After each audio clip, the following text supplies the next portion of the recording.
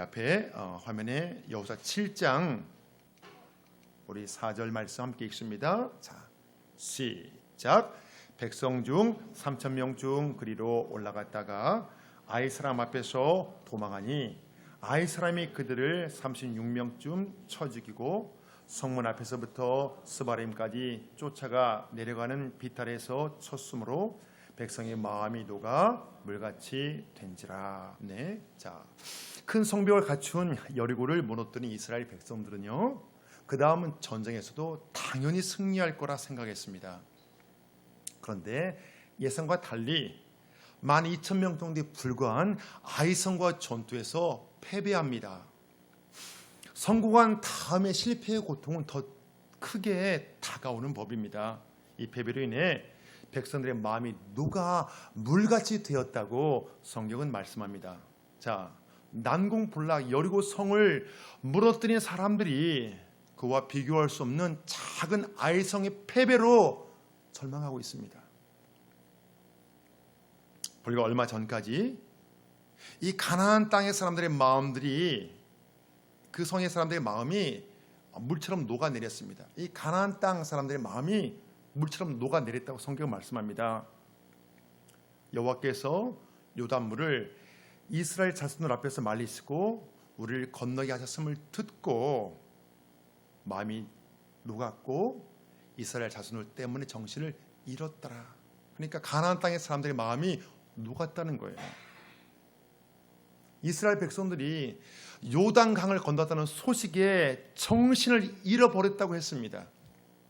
그런데 지금은 반대로 이스라엘 백성들의 마음이 물같이 되었습니다. 사실 이스라엘 백성들은요, 출애굽한 이후에 단 한 번도 패한 적이 없습니다. 모세와 함께 또 여호수아와 함께 모든 전쟁에서 승리했습니다. 이토록 막강한 이스라엘 군대가 지금 낙심에 빠져 있습니다. 지금 상태로 봐서는 이 가나안 정복은 마치 물 건너 간 것처럼 보입니다. 사랑하는 여러분, 그러나 낙심에 빠진 자를 건져주시고 위기를 기회로 바꾸시는 그 하나님을 바라봐야 됩니다. 마치 약속이 깨질 것 같은 절망과 위기의식이 밀려와도 이 세상의 주이신 하나님이 반드시 그 약속을 이루어 주시기 때문입니다. 이 세상 사람들과 약속의 백성들의 차이점은 그 인생을 과연 누가 이끌고 가는가, 그 인생을 과연 누가 주관해 가는가, 이것이 다릅니다. 내가 약속의 백성이라면 내 인생은 이 세상의 왕이신 하나님이 책임져 주십니다. 그렇기 때문에 우리가 비록 위기의 상황이 숨통을 조여올지라도 우리가 소망의 끈을 쉽게 놓아서는 안 됩니다. 왜? 이 세상의 왕이신 하나님이 내 인생을 이끌고 가시기 때문에 그렇습니다. 그래서 이 시간은요, 그동안 모든 전쟁에서 승리했던 이스라엘이 왜 그 작은 아이성과 전쟁에 패하는가, 그걸 살펴보고요, 또 전망에 빠진 이스라엘 백성들을 어떻게 하나님이 다시 이끌고 가시는지 그것도 함께 살펴보겠습니다. 자, 성경 본문을 보시면 전쟁에 패한 이유가 아간의 범죄와 관련이 있다고 말씀합니다. 자, 여호수아 7장 1절 말씀 다 같이요. 자, 시작. 이스라엘 자손들이 온전히 바친 물건으로 말미암아 범죄하였으니 이 유다 지파 세라의 증손 삽디의 손자 갈미의 아들 아간이 온전히 바친 물건을 가졌음이라. 여호와께서 이스라엘 자손들에게 진노하시니라. 온전히 바쳐진 물건으로 말미암아 이스라엘 자손들이 범죄했다고 말씀합니다. 자, 아간이라는 한 개인이 범죄한 것을 이스라엘 공동체 전체의 범죄로 돌렸습니다. 자, 여호수아 6장을 보시면 여리고 전쟁을 시작하기 직전에 어떤 전리품도 취하지 말라고 하나님이 명령했습니다. 바쳐진 전리품을 취하면 이스라엘 진영이 파멸을 당할 거라고 경고했습니다. 자, 우리 여호수아 6장 18절 우리 세 번역 성경입니다. 다 같이 시작. 너희가 전멸을 시켜서 바치는 그 제물을 가지면 이스라엘 진은 너희 때문에 전멸할 것이다. 모든 이스라엘 군사들이 이 명령을 듣고 여리고 전쟁을 시작했습니다. 그럼에도 불구하고 바쳐진 물건에 손을 댄 자가 있다고 하나님이 진노하십니다. 이 여리고 전쟁은 가나안 땅에서 첫 번째 전쟁이었습니다. 그래서 모든 전리품을 온전히 하나님께 바치도록 했습니다. 성경을 보시면 첫 열매, 첫 수확을 하나님께 바친다는 표현이 종종 나옵니다. 첫 것. 예. 마찬가지로 이 가나안 땅의 전투에서 이제 모든 전리품을 여호와께 바치는 것은 이 처음 전쟁에서 이것을 승리케 하신 분도 하나님이시요, 또 장차 모든 전쟁에서 승리케 하실 분도 하나님이시다는 믿음의 고백입니다. 그런데 아간이라는 자가 이 모든 것을 다 무시하고 첫 전쟁인 가나안 땅 첫 전쟁인 여리고성 전투에서 전리품을 훔친 것입니다. 자, 한번 생각해 볼 것은요, 바쳐진 물건에 손을 대지 말라는 이 명령을 이 아간도 분명히 알고 있었을 것입니다. 그런데 왜 손대지 말라는 것을 몰래 취했을까요? 정말 하나님이 모르실 거라 생각하고 그걸 몰래 취했을까요? 한번 생각해봐요. 왜 그걸 몰래 취했을까요? 하나님 분명히 그걸 바치면, 그걸 바쳐진 걸 훔치면 이스라엘 진영이 파멸당할 거라고 하나님이 경고하셨는데 그 경고를 듣고도 왜 훔쳤을까요? 자, 성경 본문 전후의 상황을 보시면 이 아간이라는 자가 하나님을 모르는 사람이 아닙니다. 요단강이 갈라지는 것을 보았고, 또 그 강을 마른 땅에 뚜벅뚜벅 건너왔습니다.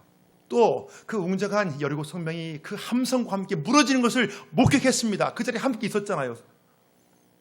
남들은 평생 경험하기 힘든 놀라운 기적을 몇 번씩 경험했습니다. 하나님을 경험했어요.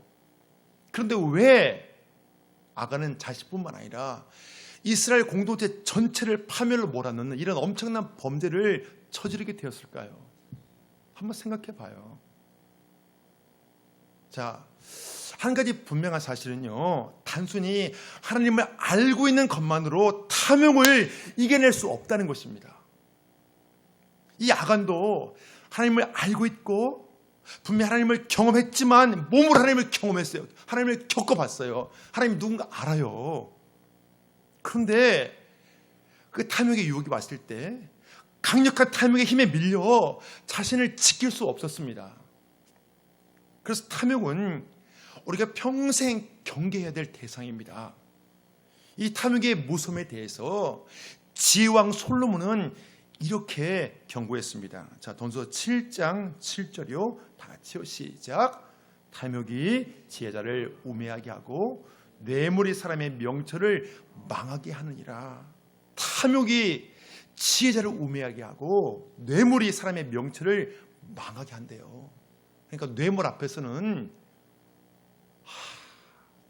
꼼짝 못한다는 거예요.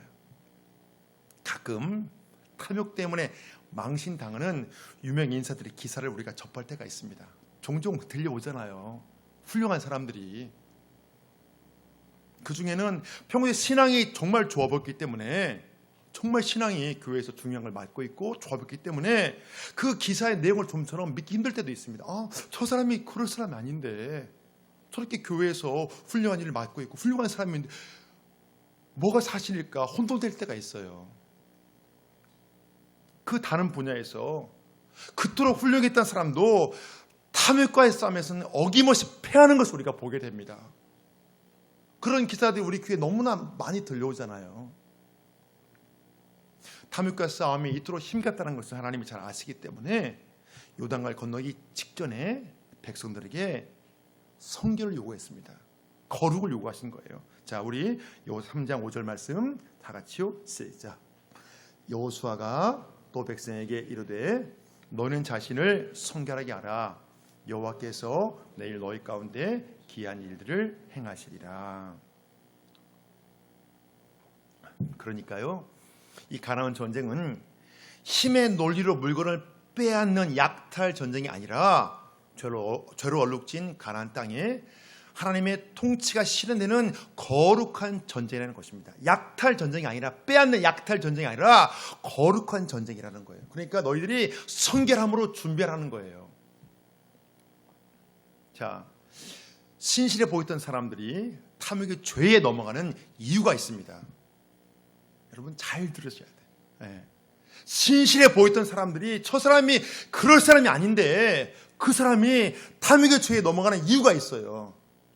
왜냐하면 그 사람은요, 인생의 목적을 거룩이 아니라 행복에 두었기 때문에 그렇습니다. 다시 말해서 인생의 기초를 하나님께 두지 않고 물질의 소유에 두었다는 것입니다. 삶의 목적을 행복에 두면 당연히 더 많이 소유하고 더 많은 풍요를 누리는데 모든 관심이 집중됩니다. 누려야 되니까, 내가 더 누려야 되니까. 그래서 우리의 삶의 목적이 행복에 가 있으면 언제든지 탐욕에 무너질 수 있습니다. 겉으로 볼 때 신실해 보여도 속 마음이 더 많은 걸 누리고 더 많은 걸 소유하는데 목적이 있으면, 인생의 목적이 거기에 있으면 탐욕 앞에서 무너질 수 있다는 거예요. 이 아간도 분명히 하나님을 경험했던 사람입니다. 그러나 그 인생의 목적을 이제 거룩에 두지 않고 또 그 인생의 기초를 하나님께 두지 않기 때문에 탐욕의 유혹 앞에서 무너진 것입니다. 이 마음의 기초를 하나님께 두지 않으면 탐욕의 유혹이 왔을 때 이걸 견뎌낼 수가 없는 거예요. 그냥 무너져 버리는 거예요. 그렇습니다. 오직 그 물건을 내 걸로 만들고 싶다는 이 충동에 사로잡혀 자신의 행동이 이스라엘 전체에 어떤 영향을 줄지, 이것이 어떤 결과를 낳을지 그걸 생각할 여유가 전혀 없는 거예요. 이걸 그냥 갖고 싶다는 생각에 온통 정신이 그냥 아무 정신 없는 거예요. 자, 이 아간의 범죄가 이스라엘 공동체에 어떤 영향을 주었는지 한번 살펴보겠습니다. 자, 여호수아가 아이성과의 전투를 앞두고 정탐꾼을 파견합니다. 그 정탐꾼들이 이제 아이성을 둘러본 이후에 이렇게 와서 보고를 합니다. 자, 여호수아 7장 우리 3절이요. 다 같이요. 시작. 여호수아에게로 돌아와 그에게 이르되 백성을 다 올라가게 하지 말고 이 3,000명만 올라가서 아이를 치게 하소서. 그들은 소수이니 모든 백성을 그리로 보내요 수고롭게 하지 마소서 하므로. 자, 이 말의 의미는요, 우리가 강력한 여리고 성도 문에 뜨는데 이 작은 아이성쯤은 문제 없다는 것입니다. 이 작은 아이성쯤이야 손쉽게 우리가 정복할 수 있다는 거예요. 자, 이스라엘 백성의 마음이 한껏 높아져 있습니다. 자신감도 좋지만 방심하는 순간 이 자신감은 자만심으로 변질될 수 있습니다. 사실 여리고 성의 승리는요, 전적인 하나님의 도우심으로 가능했습니다. 그런데 이 사실을 까마득히 잊고 아이성 전투는 마치 자신들의 힘과 능력으로 이길 수 있는 것처럼 착각하고 있습니다. 큰 싸움에서 승리한 이후에 위기는 이런 식으로 찾아옵니다. 내가 간절히 기도해서 그 기도가 응답을 받고 또 뭔가 이렇게 마음속에 그렇게 간절히 바랬던 일이 잘 풀렸는데 타치탐이 이때 삶의 위기를 만나는 사람들이 있습니다. 그 이유는 영적인 긴장의 끈을 놓아버리고 더 이상 하나님을 의지하지 않기 때문에 그렇습니다. 지금 이스라엘의 상황이 바로 이와 같습니다. 여리고 성을 정복한 이후에 이제 긴장의 끈을 놓아버린 거예요. 더군다나 여호수아는 아간의 범죄 상황을 전혀 모르고 있습니다. 아간이 물건을 훔친 것을 모르고 있어요. 이것이 바로 사람과 하나님의 차이점입니다. 우리는 결코 모든 것을 다 알지 못합니다. 우리는 모르는 게 너무 많아요. 많은 사람들이 믿었던 친구나 동업자에게 배신을 당하고 어려움을 겪습니다. 그 사람이 그럴 사람이 아닌데, 나 그렇게 안 맞는데, 그런 경우 있잖아요. 제 주변에 어떤 분도 굉장히 친한 분에게 큰 어려움을 겪었더라고. 근데 더 놀라운 사실은요, 몇 년이 지났는데도 이해가 안 된대요. 그 사람이 그렇게 할 사람이 아닌데, 자기를 그렇게 속일 사람이 아닌데 큰 어려움을 겪었거든요. 근데 믿기지가 않는데요.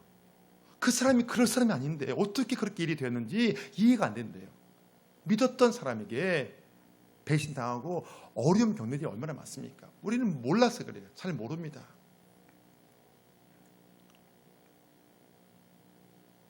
마찬가지로 여호수아도 아간의 배신을 모르고 있습니다.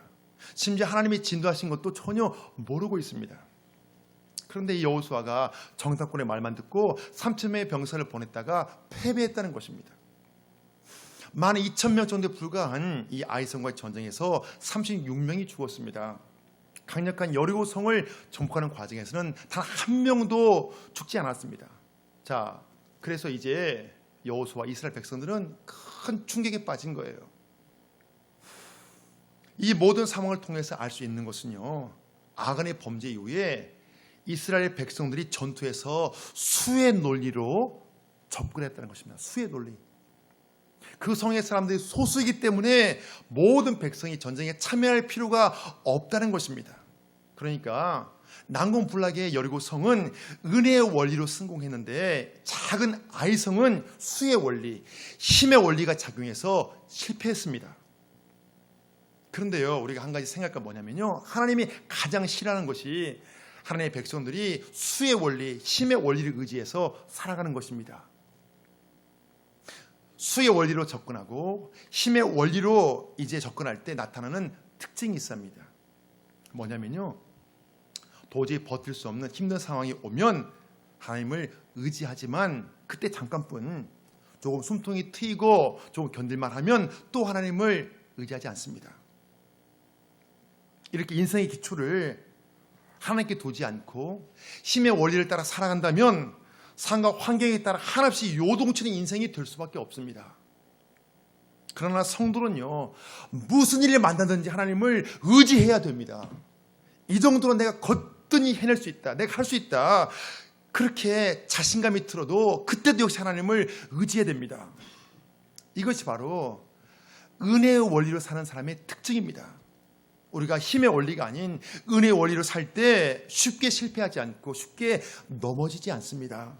우리가 힘의 원리가 아닌 은혜의 원리로 사는 것을 하나님께서 너무나 원하십니다. 출애굽한 이후에 모든 전쟁에 승리했던 여호수아였지만 은혜의 원리를 놓쳐버린 순간 전쟁에서 패했습니다. 전쟁이 여호와께 달려있다고 전심으로 기도했을 때는 모두 승리했습니다. 그런데 전쟁이 병력의 숫자에 달려있고 칼과 창에 달려있다고 생각하는 순간, 그렇게 방심하는 순간 작은 아이성과 전투에서는 패했다는 것입니다. 여호수아가 이제 너무 괴로워서 자신의 옷을 찢고 여호와 궤 앞에서 얼굴을 붓고 엎드렸습니다. 자, 여호수아 7장 6절의 말씀입니다. 다 같이요. 자, 시작. 여호수아가 옷을 찢고 이스라엘 장로들과 함께 여호와의 궤 앞에서 땅에 엎드려 머리에 티끌을 뒤집어 쓰고 저물도록 있다가, 갑자기 위기를 만나면 사람들은 여러 가지 다양한 반응을 합니다. 그렇죠? 전부 달라요, 반응이요. 상황을 탓할 수도 있고 또 사람을 탓할 수도 있고 나를 어렵게 만든 원수를 탓할 수도 있습니다. 그러나 위기의 해결은 나 자신이 엎드려서 하나님께 기도하며 답을 구할 때 그 실마리가 풀려나가는 것입니다. 여호수아가 얼마나 슬프고 마음이 상했으면 옷을 찢은 채 땅에 엎드려 머리에 티끌을 뒤집어 쓰고 날이 저물도록 그대로 있었습니다. 한번 상상해 보세요. 한나라의 지도자가 옷을 찢고 머리 티끌을 뒤집어 쓰고 엎드려서 하루 종일 있습니다. 누가 보면 제정신이 아니라고 말할 수도 있습니다. 얼마나 괴롭고 얼마나 마음의 애통하고 얼마나 절망적이면 이렇게 했겠습니까? 한편으로 생각해 보면 전쟁에서 36명 정도는 죽을 수도 있습니다. 그런데 여호수아는 마치 이스라엘 모든 군사들이 다 죽은 것처럼 애통해합니다. 이 애통의 깊이를 한번 생각해 보세요. 머리에 티끌을 뒤집어 쓰고 옷을 찢고 하루 종일 엎드려 있습니다. 사실 이 애통함의 정체는요, 하나님의 침묵과 하나님의 외면에서 오는 이 절망감입니다. 절망감. 이 작은 전쟁에서 패함으로 인해 이제 하나님 함께 하실 것 같지 않은 그래서 이 가나안 정복이 너무나 두려워졌습니다. 모든 전쟁이 다 패할 것 같은 두려움이 왔습니다. 그럴 때 마치 여호수아 자신이 죽을 것 같은 깊은 절망이 막 이렇게 몰려오는 거예요. 사랑하는 여러분, 우리가 때로 절망의 감정 때문에 괴로울 때 이 감정을 빨리 하나님께 맡겨야 됩니다. 왜냐하면 이 절망의 감정은요, 마치 살아있는 기계처럼 이 사람의 속을, 우리의 속을 계속 파고들면서 후벼 파기 때문에 그런 거예요.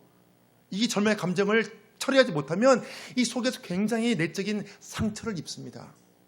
이제 여호수아는 애통과 절망의 감정 그대로 탄식하며 기도합니다. 자, 여호수아 7장 우리 7절이요. 다 같이요. 시작. 이르되 슬프도소이다. 주 여호와여, 어찌하여 이 백성을 인도하여 요단을 건너게 하시고 우리를 아모리 사람의 손에 넘겨 멸망시키려 하셨나이까. 우리가 요단 저쪽을 만족하게 여겨 거주하였더라면 좋았을 뻔하였나이다. 사실 이 전쟁에서 패한 것은 하나님의 잘못이 아닙니다.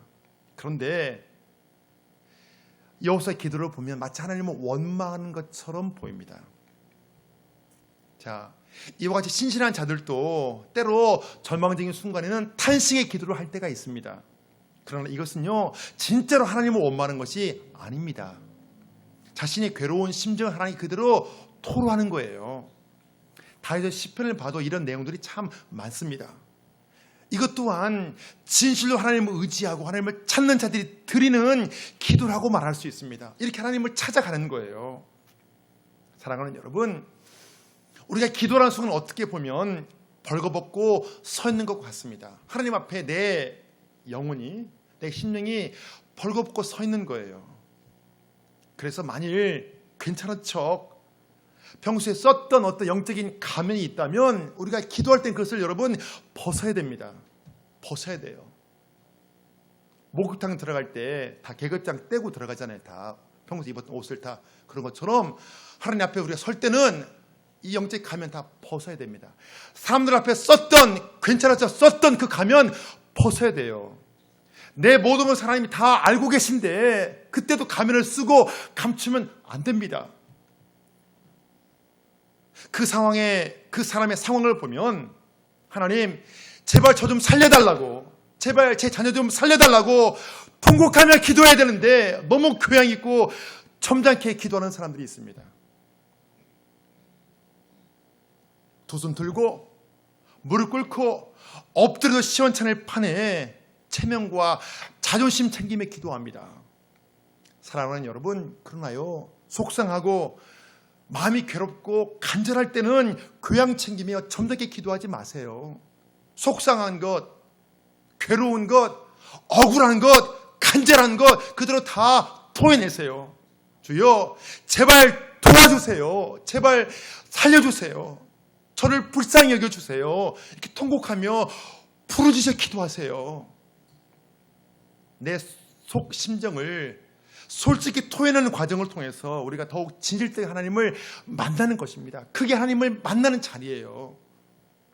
정말 하나님의 음성을 듣고 싶고 정말 하나님을 만나고 싶다면 내 가면을 벗고 하나님 앞에 정말 진실되게 나가는 이 과정이 여러분 반드시 필요합니다. 그러면 그 과정을 거쳐야 돼요. 그 하나님 만나거든요. 가면 쓰고 체면 차리면서 기도하면 하나님 못 만나요. 하나님 만나지 못합니다. 그냥 내가 혼자 중언부언할 뿐이에요. 내 속에는 문드러치는데 괜찮은 척, 태연한 척 기도합니다. 내 심령이 하나님 앞에 그냥 터져버려야 돼요. 그래 하나님 만나거든요. 정말 여러분 마음이 속상하고 괴롭고 간절하고 억울할 때 하나님 앞에 내 심령을 터뜨리는 여러분 그런 기도를 우리가 경험하셔야 됩니다. 그래 하나님 만나거든요. 마치 탄식과 원망전에 시작됐던 여호수아의 기도가 점점 변해가고 있습니다. 자, 요 7장 9절 말씀 우리 세 번째 성경을 보십니다. 자, 시작.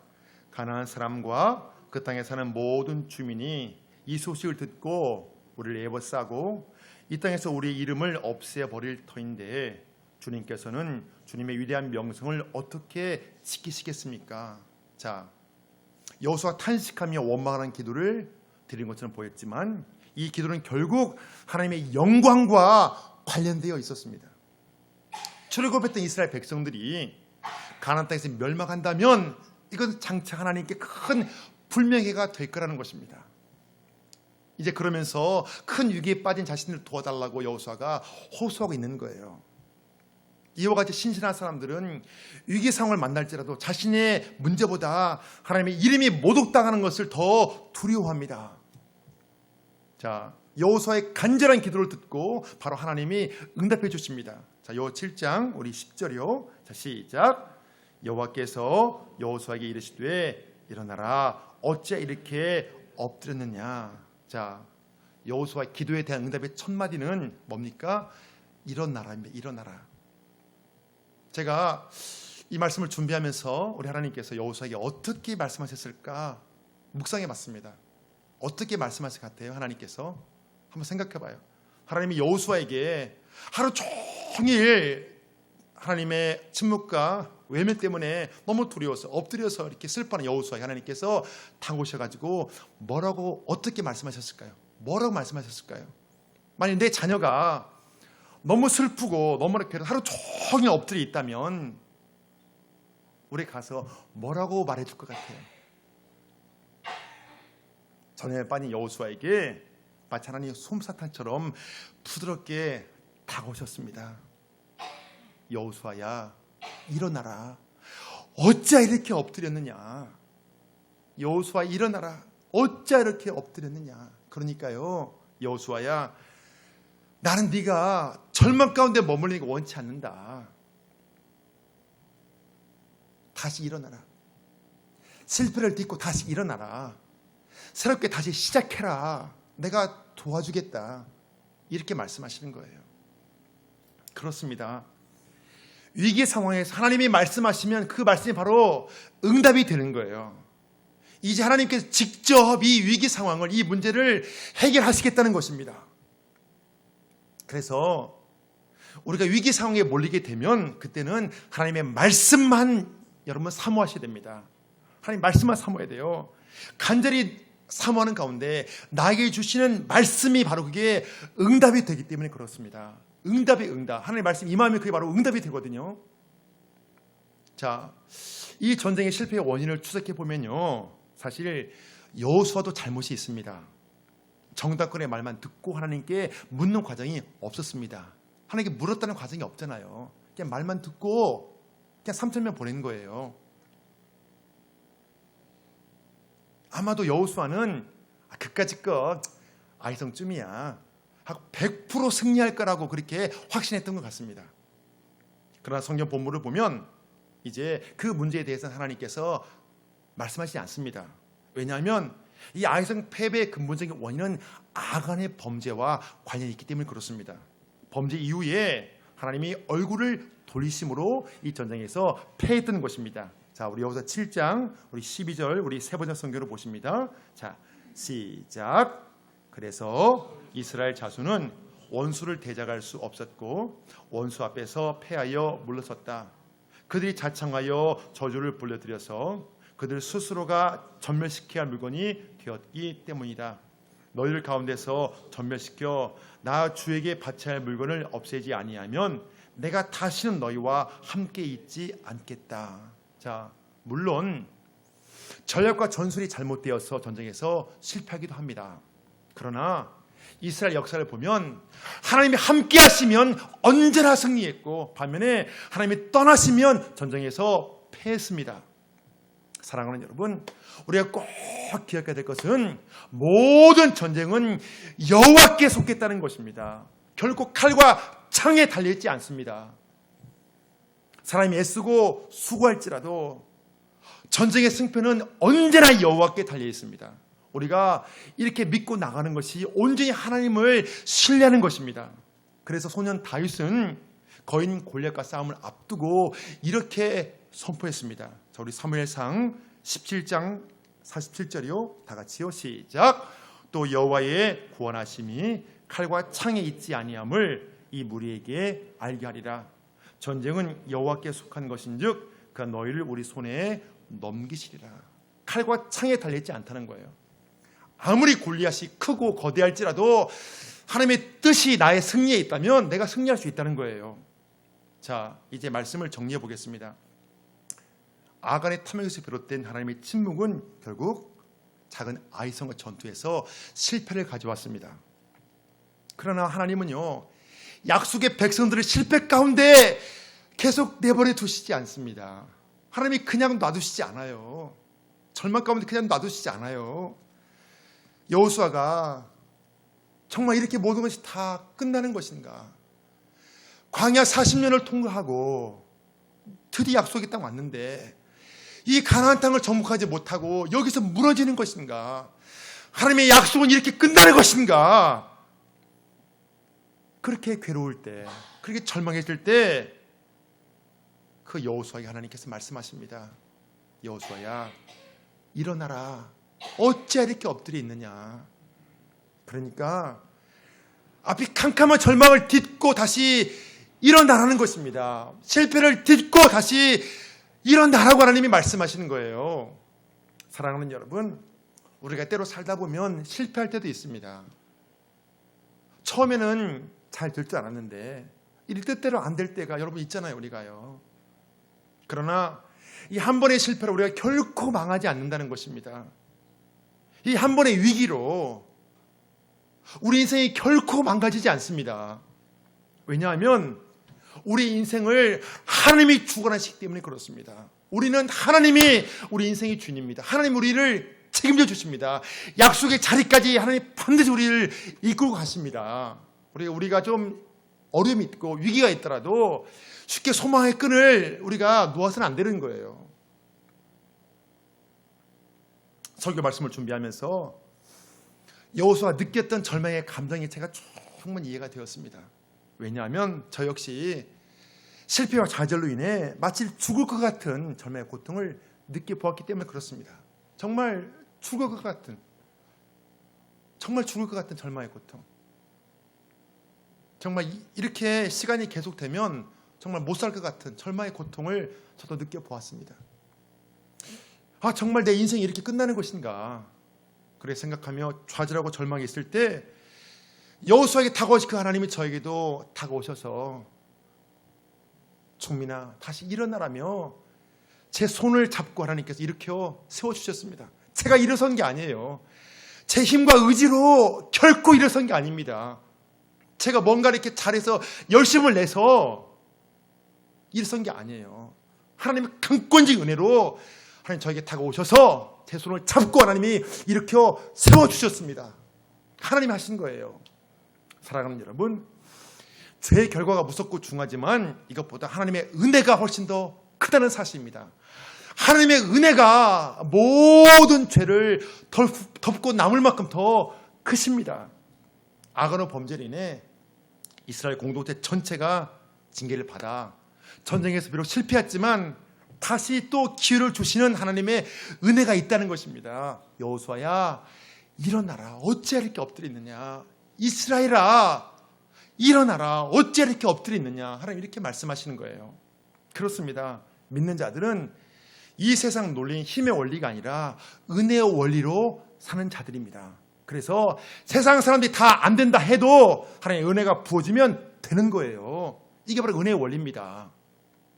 우리가 위기 상황을 만날 때마다 하나님의 은혜를 구하며 그래서 우리가 기도하셔야 됩니다. 그래서 하나님의 은혜가 온전히 우리의 삶을, 우리의 가정을, 우리의 직장을, 우리의 일터를 다 덮고 주장하도록 그렇게 해야 합니다. 사랑하는 여러분, 우리 한 가지 꼭 명심해야 될 것은요, 사람이 애쓰고 수고할지라도 전쟁의 승패는 칼과 창에 달려있지 않고 언제나 하나님께 달려있다는 사실입니다.